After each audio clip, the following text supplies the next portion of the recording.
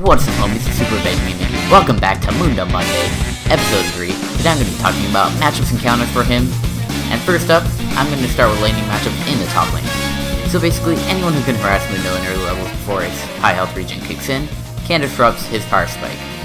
Some people like this would be Riven, Garen, Tryndamere, Irelia, and Kled. These people will try to deny Mundo as much CS as possible to get a full early cheese on him. By slowing his late game, you're boosting yours, but eventually Mundo will get his spirit usage and start roaming, and then begin killing the entire population of Tunisia. Another bad matchup for Mundo is Darius. Darius' passive applies previous wounds on Mundo on every trade.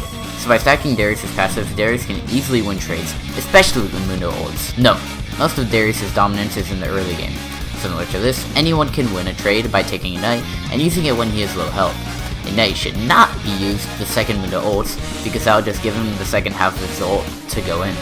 By igniting Mundo on low health, you are playing a dangerous game. You should keep him at low health, which makes it easier to kill him, but since you are keeping him at low health, V will constantly give him that much more AD, especially when he maxes his E second, like a lot of Mundo players do.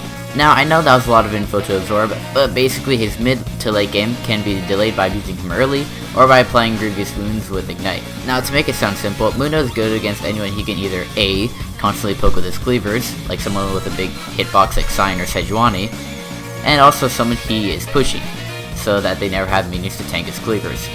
B, anyone he can out-sustain in lane, so anyone without a red buff, Ocean Drake, a heal ability, lifesteal or health regen, like Garen.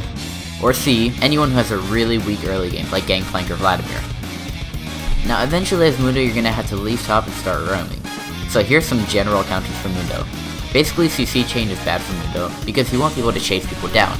Any auto-based champion who decides to build Executioner's Calling or Immortal Reminder who will focus you in a teamfight, or keep applying grievous wounds is a hard counter to him. Anyone who deals % max health damage, or true damage. Example of this would be Vayne, Shen, or Irelia. So, true damage / % health damage are just hard counters to any tank because you're doing damage that cuts through all the stats that they build to avoid taking damage.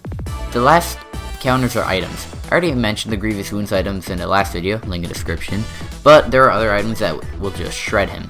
Mainly, for an ADC / auto-based champion, like Mastery or Udyr, there's Lord Dominik's and Borg. They are good against Mundo because they both deal damage to higher health targets.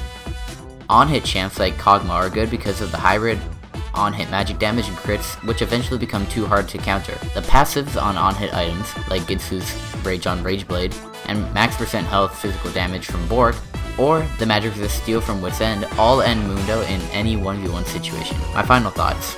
Mundo is effective against most tanks in the mid to late game because of his % health damage from his cleavers and his high damage from his autos from his E. His ult is a great tool for 1v1s, but one way or another, his ult will be negated by an enemy in a teamfight. Mundo also excels at chasing targets with a combination of slowing the enemy with cleavers and your movement speed increase from your ult. And that's going to be it for this video. I know I didn't focus too much on Mundo Jungle, but a lot of the same ideas still applied, and I feel I didn't have to make more segments for Mundo Jungle specifically. And since I'm going to end Mundo Monday next week with episode 4, tell me which champion you want me to cover in the next Champion Weekly series. I'm SuperBaconGaming, and I'm out.